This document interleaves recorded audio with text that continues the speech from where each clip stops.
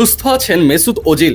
কোনো প্রকার দুর্ঘটনার শিকার হননি এই তারকা ফুটবলার এবং কি তিনি যে গাড়ির মধ্যে ছিলেন সেই গাড়িও অক্ষত অবস্থায় আছে।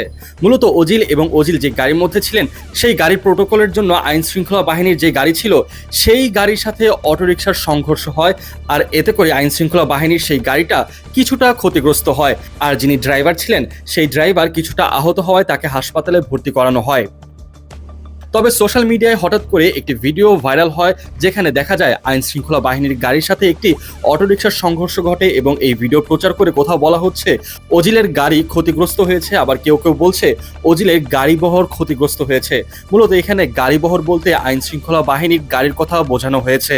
আর এদিকে ওজিল যে গাড়ির মধ্যে ছিলেন সেই গাড়ি পুরোপুরিভাবে অক্ষত অবস্থায় আছে, কোনো প্রকার ক্ষতির সম্মুখীন হতে হয়নি এই তারকা ফুটবলারের। যখন থেকে ওজিলের এই ঘটনার ব্যাপারে দেশের সাধারণ মানুষজন জানতে পারে তখন থেকে সবাই বেশ চিন্তায় পড়ে যায়। সবাই মনে করেছিলেন এই বুঝি তারকা ফুটবলের গাড়িতে কোনো কিছু হয়েছে বা তিনি নিজে ক্ষতিগ্রস্ত হয়েছেন।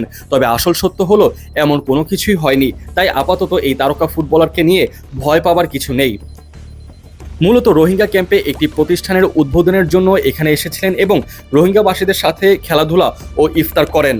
সারাটা দিন বেশ আনন্দ ও শান্তিপূর্ণভাবে কাটিয়েছেন ওজিল। কখনো এই প্রান্ত তো কখনো ওই প্রান্ত। রোহিঙ্গা ক্যাম্পে বেশ কয়েকটা জায়গায় তিনি ছুটে বেরিয়েছেন, কথা বলেছেন অনেকের সাথে এবং কি সেখানে গিয়ে ফুটবলও খেলেছেন।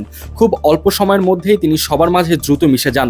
তবে এর মাঝে এমন অনাকাঙ্ক্ষিত ঘটনার ব্যাপারে জানতে পেরে দেশবাসী চিন্তায় পড়ে যায়। কিন্তু সত্য ঘটনা হলো ওজিলের কোনো ক্ষতি হয়নি, তিনি সুস্থ এবং নিরাপদে আছেন।